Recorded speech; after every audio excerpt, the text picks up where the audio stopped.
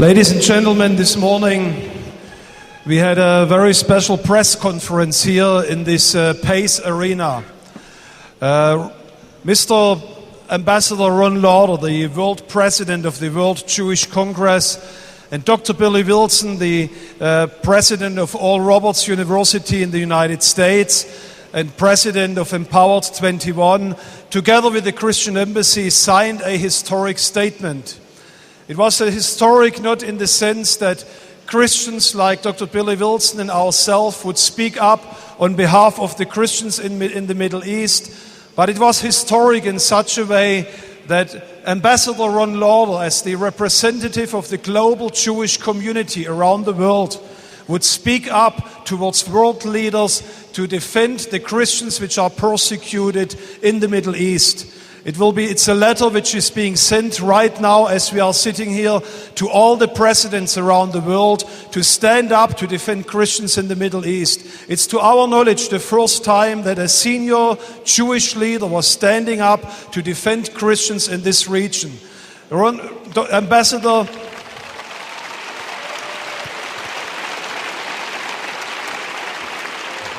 Ambassador Ron Lauder is the president of the World Jewish Congress, which do represent all the Jewish communities around the world. He's a big lover of Israel, of course, but also he's a bridge builder to the Christian communities. Ladies and gentlemen, would you please stand and welcome on our platform Ambassador Ron Lauder, the president of the World Jewish Congress.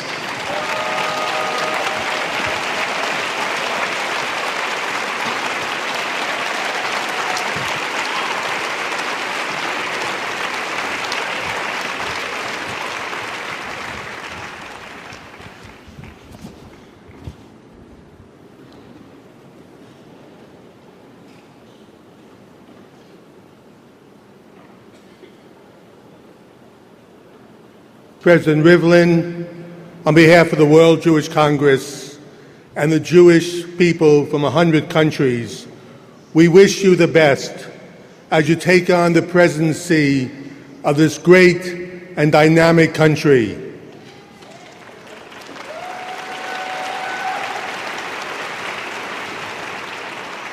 We also send our greetings to Prime Minister Netanyahu, along with our best wishes to him as well.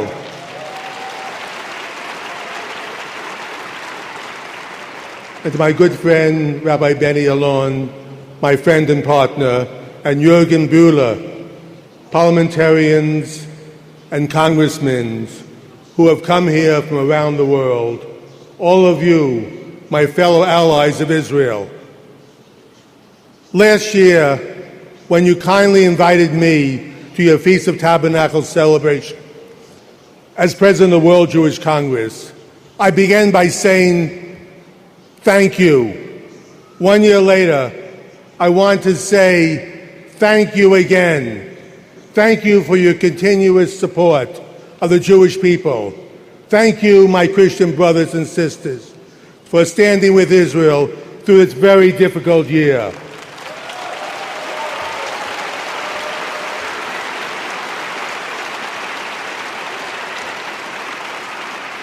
And thank you for standing here in Jerusalem, the undivided capital of the Jewish state of Israel.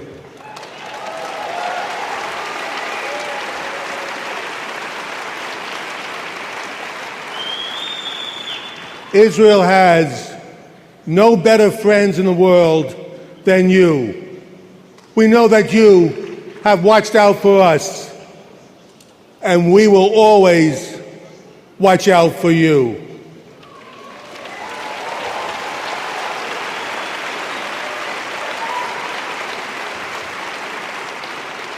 That is what friends do for each other. The fact is, there is no safer place in the Middle East for Christians than here in Israel.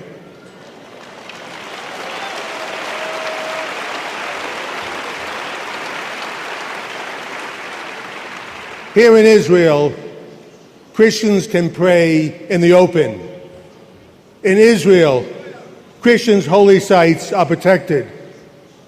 In Israel, Christians do not have to fear for their lives.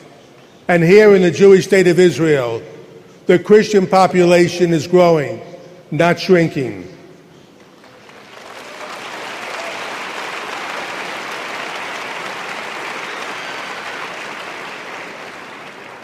However, at the same time, 120,000 Christians have been killed throughout the Middle East and Africa. Every year over the past 10 years, hundreds of thousands of Christians have fled their homes and are now refugees. 50 years ago, the Christian population in Bethlehem was more than 70%. Today it's under 20%. This is not by accident. The rampage against Christians is by design. Last year, I told you, as President of the World Jewish Congress, just I will never be silent in the face of anti-Semitism. I will never be silent when Christians are the targets.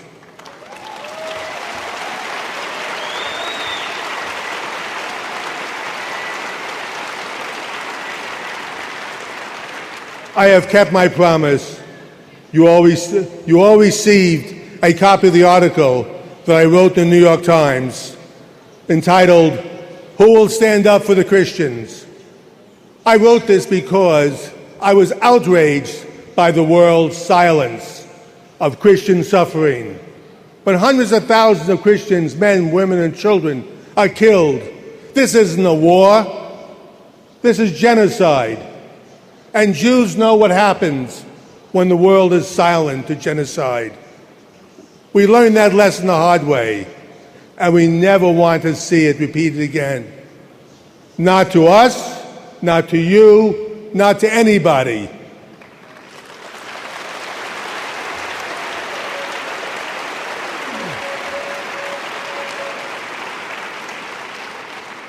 Since I saw you last year, the terror against Christians and Jews has only increased. And as I travel around the world over the past 12 months, I am now convinced that we must join forces. A Jewish-Christian coalition makes complete sense.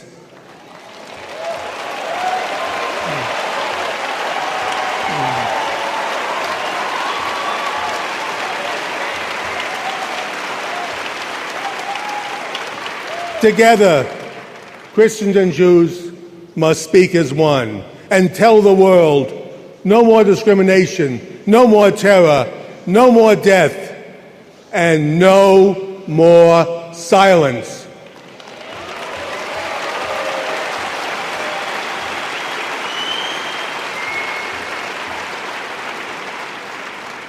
We have also seen a bone-chilling rise in anti-Semitism this summer. Things that we have not seen or heard in Europe since World War II. Horrible, disgusting lies about Jews that sound just like the Nazis.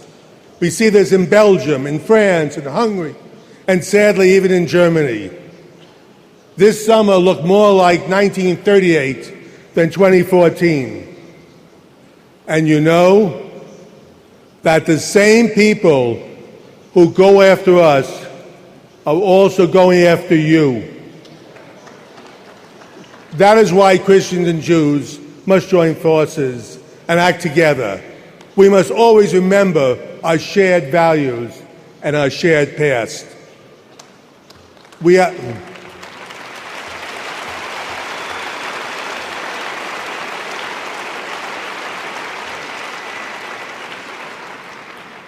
have gathered here at the start of the Jewish New Year for Sukkot, the Feast of Tabernacles, when God commands us in Leviticus 23 to leave the security of our homes, to live in temporary huts that remind us how we lived when God brought us out of Egypt. And when we finally leave these temporary dwellings, we are reminded that everything we have comes from God.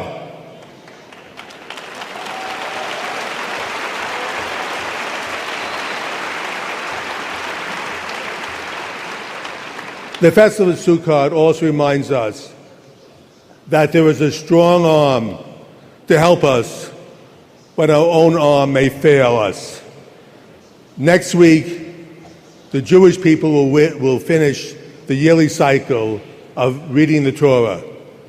And when the last words we read out, and just before we start all over again with Genesis and the creation of the world, every Jew stands up in every synagogue across the globe, and we recite the words in English, be strong, and may we be strengthened together. For me, this is one of the most moving moments of the year. It reminds me that throughout time, Jews have always faced great challenges. But it always reminds me that with God's help, Jews have always prevailed. And today, there is one big difference. Today, we do not stand alone. Anything that comes our way, we face together with you.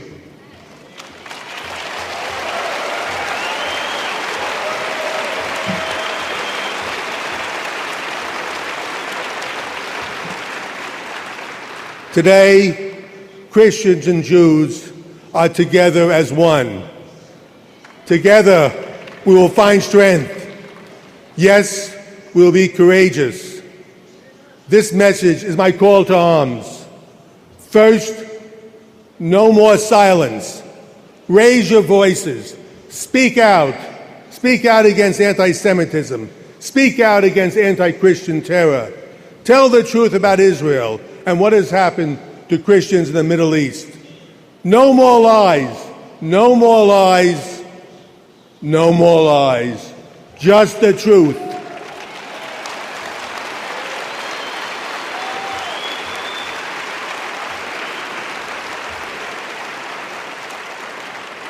When you leave Jerusalem and go back to your homes, you must speak out. Speak out in your churches. Speak out in the newspapers and on television, radio, and internet. Take to the streets with marches and demonstrations. There are over 4,000 people in this room and millions more watching on television. Everyone hearing my voice right now must act. Everyone must speak out. Our enemy has shown his face with its rapes, with its slaughter of Christian women and children, and with his beheadings. These are barbarians we read about in the Bible. They are as bad as anything we have seen, and they must be stopped.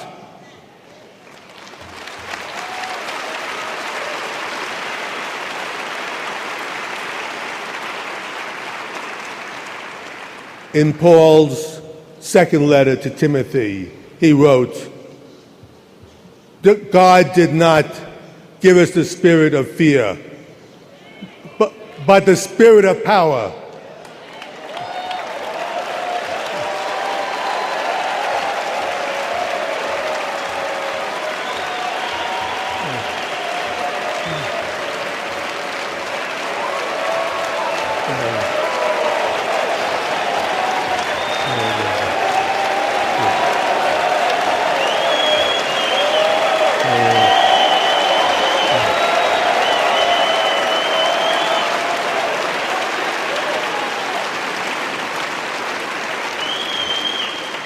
That is exactly what we say in the Torah. We must not be afraid. We must find strength. This doesn't come from the President of the World Jewish Congress. It comes from a higher being. Do not fear. Have courage. Have strength. And as one, Christians and Jews, we will be strengthened together. And we will not fail. Thank you, and God bless every one of you. Shalom. Thank you.